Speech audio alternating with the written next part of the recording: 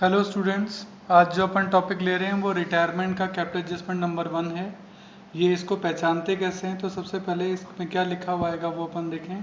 क्या when total capital of new firm is given in the question, is given in the question. जब question में total capital जो है वो given हो तो फिर आपको इस तरीके से करना होता है। इसमें आप क्या करते हैं, देखिए इसमें क्या होगा, टोटल कैपिटल आपको क्वेश्चन में गिवन होगी, तो जो टोटल कैपिटल जो कि क्वेश्चन में गिवन होगी उस टोटल कैपिटल को न्यू रेशो के अंदर, न्यू रेशो में ए और बी में बांट देंगे। ए और बी में क्यों, बस सी तो रिटायर हो गया, और उसे to balance C D partner capital के सेकंड पार्ट में लिख देंगे, और देन इसे टू कैश या बाय कैश से बैलेंसिंग फिगर में एडजस्ट करेंगे। सही है। और सी का क्या होगा, तो जब आप सी का कैपिटल अकाउंट बनाएंगे उसमें क्रेडिट साइड में जो भी चीज़ें लिखनी है लिखेंगे, डेबिट में लिखेंगे, बैलेंसिंग फिगर में जो भी आएगा वो उसके लोन अकाउंट में ट्रांसफ़र हो जाएगा। सी के लोन अकाउंट में, सी को पेमेंट नहीं करना है, ये सी के लोन अकाउंट में ट्रांसफ़र हो जाएगा। इस पूरे ट्रीटमेंट को हम एक क्वेश्चन की हेल्प से समझते हैं, तब हमको ये क्लियर होगा। तो एक क्वेश्चन देखते हैं। तो इसके लिए अपन एक इलस्ट्रेशन देखेंगे। ये इलस्ट्रेशन नंबर 37 है डी के गोयल का, जिसमें क्वेश्चन में बैलेंस शीट का टोटल 54,900 है। ये आप देख सकते हैं, ये बैलेंस शीट है आपकी। इसमें बैलेंस शीट का टोटल 54,900 है। इसमें क्या ABC 3 पार्टनर हैं और लिखा है कि बी रिटायर हो रहा है, बी रिटायर हो रहा है, और लिखा है stock to be depreciated by 6%। Stock 8,000 का है, 8,000 का 6% होता है 480। ये आपके लिए लॉस हो गया, ये रिवैल्यूएशन अकाउंट की डेबिट साइड में आ जाएगा। That the provision for doubtful debt is be brought up to 5% debtor. कहता है जो डेटर पे प्रोविजन है वो 5% तक आना चाहिए, तो 5,000 का 5% होता है 250। इसका मतलब ये हुआ कि प्रोविज़न 250 होना चाहिए और है कितना 100, तो इसका मतलब 150 का प्रोविज़न आपको और बनाना पड़ेगा, और ये बात रिवैल्यूएशन अकाउंट की डेबिट साइड में आएगी। और the land and building be appreciated by 20%। Land and building आपको देखिए 25,000, 25,000 का 20% होता है 5,000, अप्रिशिएट हो गया, आपके लिए फ़ायदा है। ये बात रिवैल्यूएशन अकाउंट की क्रेडिट साइड में आएगी। That provision of 770 be made in respect of outstanding legal expenses. Provision बनाना है कि इतने खर्चे आपको लीगल के लिए पे करने पड़ सकते हैं, दैट्स वाई ये आपके लिए नुकसान हो गया, आपकी लायबिलिटी बढ़ गई। ये बात रिवैल्यूएशन अकाउंट की डेबिट साइड में आएगी। Investment are brought down to 8500। Investment assets में देखिए 11,500 है, कहता है अब इसका वैल्यूएशन 8500 हो गया, इसका मतलब वैल्यूएशन कम हो गया, एसेट्स कम हो गई, ये आपके लिए नुकसान है 3,000 का, दैट्स वाई ये बात रिवैल्यूएशन अकाउंट की डेबिट साइड में आएगी।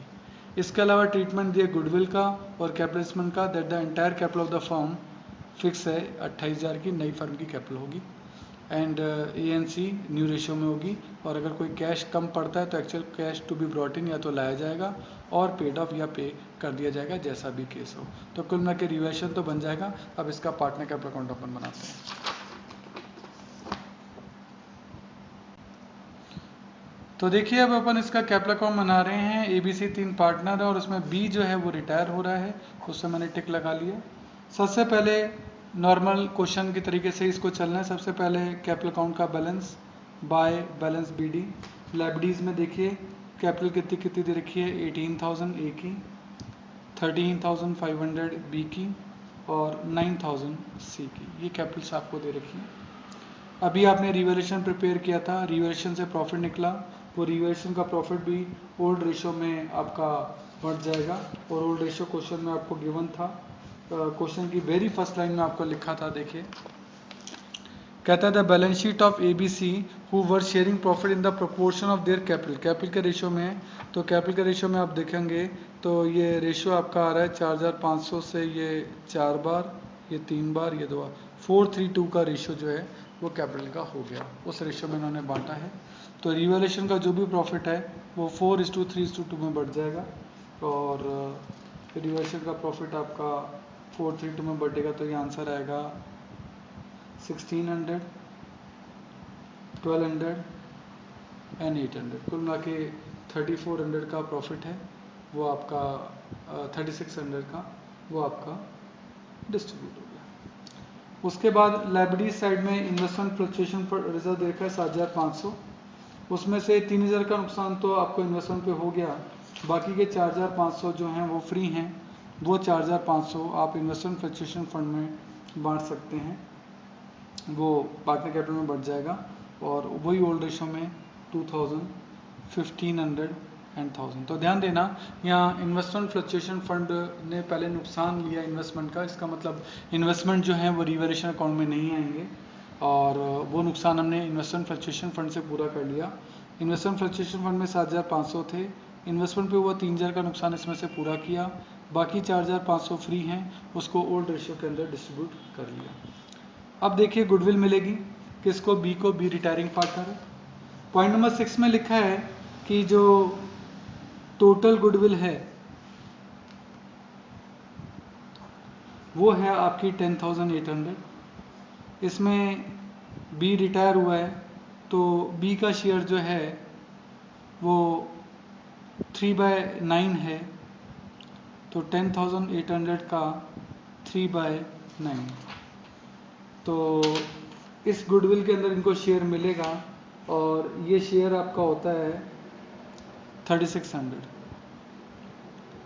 इसका मतलब बी को 3600 की गुडविल मिलेगी, और 3600 की बी को गुडविल जो मिलेगी वो कौन देंगे, ए और सी, यानी A capital account debit, C's capital account debit to B's capital.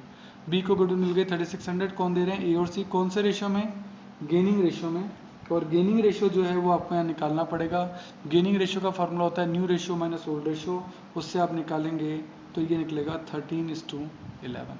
उसमें बांट दिया अपन ने, ये आपका आया 1950 और ये आपका आया 1650। इसका मतलब बी को 3600 की गुडविल मिल गई, किसने दी, ए और सी ने। तो ए और सी डेबिट हुए हैं, तो ए और सी की डेबिट साइड में लिखेंगे टू बीज कैपिटल। ए को नुकसान हुआ 1950 का और सी को नुकसान हुआ 1650 का, ठीक है, कोई दिक्कत नहीं। और बी को फायदा हुआ, गुडविल मिली, किसने दी, एक तो ए ने दी 1950 की, और एक सी ने दी 1650 की, कुल मिला के इसको 3600 ही मिले हैं, ये बात ध्यान रखना, ठीक है ना। और कोई ट्रीटमेंट कहा नहीं है, तो अब क्रेडिट साइड का टोल करें। पहले क्रेडिट साइड का टोल किया तो इसका आया 21,600, ठीक है ना। और अच्छा, बी रिटायर हो रहा है तो बी को, तो बी का बैलेंस लोन अकाउंट में ट्रांसफर कर दें, तो टू बीज लोन अकाउंट, बी का क्रेडिट किया अपन ने 19,800, यहाँ भी अपन टोटल लगाएंगे, पर यहाँ 19,800 नहीं बच रहा, बी के तो यहाँ कोई टोटल नहीं है, तो बैलेंसिंग फर में 19,800 आ गया, और एक कहाँ चला गया, बैलेंसिंग फर में लोन अकाउंट में। अच्छा, ए का कितना बचा वो बैलेंस निकाल लेते हैं, टू बैलेंस सी डी।